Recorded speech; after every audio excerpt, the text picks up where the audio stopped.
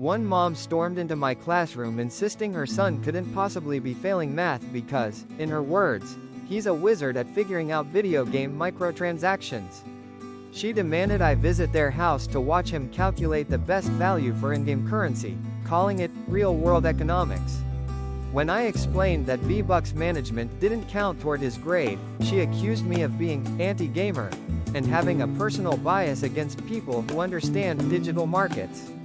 She was dead serious. Another parent assured me her son couldn't be the class bully because he's a Sagittarius, and Sagittariuses are truth-tellers, not aggressors. She pulled out a printed copy of his entire astrological birth chart and told me to schedule lessons around the lunar cycle so his cosmic balance wouldn't be disrupted. When I showed her written reports from 3 different students who said he'd pushed them, she just said, their zodiac signs probably clash with his energy. I didn't realize conflict resolution now required horoscopes. A dad once came in red-faced with rage because his daughter had earned a C in history. He slammed his hand on my desk and yelled, "I don't pay my property taxes for mediocrity." C stands for communist. Then he demanded I change it to an A since, as he put it, my daughter loves this country and deserves a patriotic grade. Apparently, grades were now based on nationalism instead of knowledge. I once showed a mom video evidence of her son cheating, clear as day, looking down at his phone mid-test. She watched the clip, nodded, and said calmly, "That's not cheating. That's resourceful information sourcing. In the real world, that's called initiative." She even suggested I give him extra credit for thinking outside outdated systems of control. I had no idea I was teaching in the Matrix. A meeting about a disruptive student began with his mom dropping a binder onto the table and announcing, "This is a record of your microaggressions against my son." Her evidence included me saying, "Good morning," in a sarcastic tone. My use of a red pen, which she claimed was a known anxiety trigger. The time I didn't call on him when his hand was raised, which she labeled educational neglect. I spent 10 minutes trying not to laugh while wondering if she was building a legal case or a fanfiction. The same kid's father spent his portion of the conference trying to pitch me an essential oils pyramid scheme. He swore that diffusing focus blend oil in my classroom would boost his son's grades from an F to an A. Then he offered me a teacher discount on a $300 starter kit if I changed the grade on the spot, calling it a mutually beneficial business partnership. I told him we'd stick to science before sales. I was explaining to a mother that her daughter struggled with reading comprehension. She interrupted, waved her hand, and said, "That's because you're teaching words, not energy." She's an empath, she reads vibes, not sentences.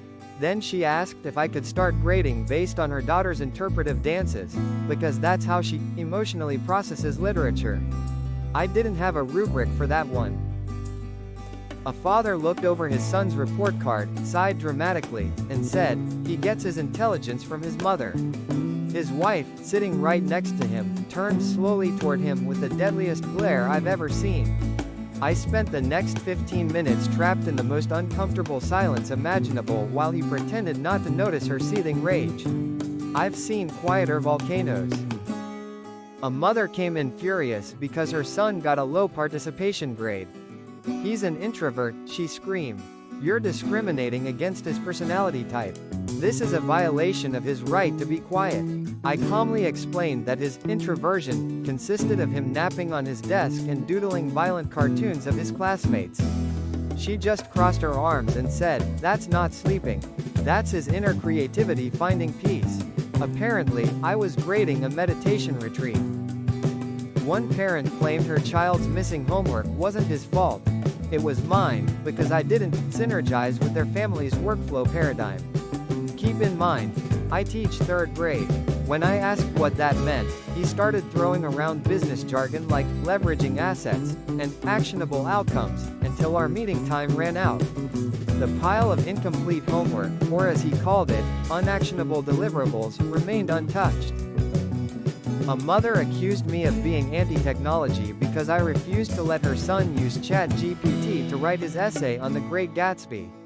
She lectured me about stifling innovation and failing to prepare students for the AI economy. Then she asked, completely serious, if I still used a chalkboard and rode a horse to school. I pointed at the smartboard behind me, but she just scoffed and said, "That's not real tech." Right, only bots are real now. When I showed a dad his son's stack of incomplete work, he smiled proudly and said, "He's not lazy, he's a minimalist." He went on about how his boy values quality over quantity. I pointed out that the quantity was literally zero, so there was no quality to evaluate. He just nodded and said, "Exactly. You can't grade pure potential." I think he mistook failure for philosophy. A mom came in furious about us reading Charlotte's Web, not because of the pig or death or anything remotely understandable, but because, as she put it, the book glorifies witchcraft. Her reasoning? The spider can spell. She demanded we replace it with a more patriotic insect story, maybe something involving a bald eagle instead. I told her I didn't think eagles weave motivational messages. One dad argued that his son shouldn't have to learn fractions. When's he ever gonna use that? He scoffed. Everything's digital now. That's what calculators are for. I tried explaining that math concepts are about understanding, not just typing numbers. He pulled out his phone, opened the calculator app, and said, "There. Solved. You're obsolete." I wish I could have divided his arrogance by zero. A mom was absolutely livid that I gave her daughter detention for skipping class. When I asked what the emergency was, she said her daughter was mourning the 1-year anniversary of her favorite celebrity's dog's death. She looked at me with disgust and said, "You clearly don't understand modern grief or parasocial relationships." I didn't know how to grade that level of emotional depth or delusion. A parent once showed up smelling like cheap beer, wearing a stained t-shirt that said, "Trust me, I'm fun." He called me teach, tried to give me a noogie, and said his son's behavior issues were just boys being boys. Then he laughed and told me I needed to loosen up, and offered to take me out for a drink to smooth things over. I declined, mostly because I like my job, and also because I value brain cells. A mom came in waving a crystal over my desk like she was blessing a new house. She claimed her daughter's bad grades were caused by negative Wi-Fi frequencies scrambling her brainwaves. Then she started chanting something about realigning the educational chakras, while making figure eights over my gradebook. When I told her we couldn't perform classroom exorcisms, she looked offended and said, "No wonder your students are struggling. You're closed off to the healing energies of quartz." I once met with a student's grandparents because the parents were too busy. The grandfather took one look at the report card and said, "Back in my day, a D meant darn good effort." He went on a 10-minute rant about how modern teachers had ruined grading by making C's mean failure. By the end, he convinced himself his grandson was actually a misunderstood prodigy, just living in the wrong century. A mother accused me of grading her son's art unfairly. "There's no right or wrong in art," she snapped. I held up his project, a single muddy brown streak across a sheet of paper. The assignment was, "Draw your family." Without hesitation, she said, "That's a metaphor for the chaos and complexity of familial love." Apparently, her son's masterpiece was postmodern sadness. A dad demanded a meeting because I wouldn't let his son wear a t-shirt with a massive marijuana leaf on it. "It's just a plant," he shouted. "Are you gonna ban trees next?" He claimed I was violating his kid's botanical freedom of expression. I had to explain our drug-free policy to a grown man who genuinely compared cannabis to a houseplant. One parent insisted the history textbook was biased. When I asked what she meant, she said, "It only shows the American point of view during the American Revolution." Where's the British side? I gently reminded her that this was, in fact, U.S. history class. She narrowed her eyes and accused me of being a nationalist. Apparently, I was personally responsible for 1776. A mother told me her daughter couldn't participate in PE because she was allergic to running. Not asthma, an aura allergy. She handed me a handwritten, doctor's note, on a Starbucks napkin that said, running in flames her energy field. The school nurse still has it framed on her wall as the funniest medical excuse ever submitted. A dad defended his son after I caught him copying word for word from Wikipedia. I showed him both the original article and the identical essay. He studied them carefully and said, "So what? The info's correct, isn't it?" He just saved time. That's efficiency. He even suggested I give extra credit for excellent project management. Sir, your son didn't write a paper. He Control-C'd history. A parent was outraged that her son lost points on his science project because he ignored every instruction. Proudly, she said, he doesn't believe in following directions. He's a visionary. The project was supposed to model the solar system. He turned in a potato with googly eyes named Mr. Sputnik. She called it an avant-garde representation of the human condition. I called it a vegetable. During one parent meeting, the mom spent the entire time scrolling through her phone. Not even pretending to listen, just tapping away, probably liking cat videos. When I finally paused and asked, "Do you have any questions about your son's grades?" she sighed, didn't look up, and said, "Yeah, how long is this going to take? My daughter's TikTok recital is in 20 minutes and I'm her videographer. The lighting's perfect right now." I just nodded, because clearly, that lighting was more important than literacy. A dad told me his son deserved an A for effort in Spanish class, even though the kid didn't know a single word of Spanish. He said, he's really trying to think in Spanish. The words just don't come out yet, but his heart's in the right place. He stared at me with the confidence of a man inventing a new grading system. I said, in Spanish class, we grade words, not vibes. A mom was absolutely outraged that her daughter wasn't allowed to retake a test she'd failed. Why? Because her daughter was texting through the entire exam. The mom yelled, "She's a perfectionist. You're blocking her from achieving perfection. Your no phone policy is anti-growth." She then accused my class of having a toxic culture of imperfection. Ma'am, it's algebra, not a self-help retreat. One parent demanded that I communicate with them only through Snapchat. They said emails were too corporate, and phone calls made them emotionally sweaty. They wanted me to send daily updates on their kids' progress using funny filters, like the dog ears. When I declined, they accused me of being disconnected from modern communication culture. Sorry, but I'm not turning parent conferences into streaks. A dad smirked at me when I mentioned his son's terrible handwriting. "Don't worry about that," he said. "He's gonna be a doctor, just practicing his prescription signature early." The kid was in 4th grade and couldn't even write his own name legibly.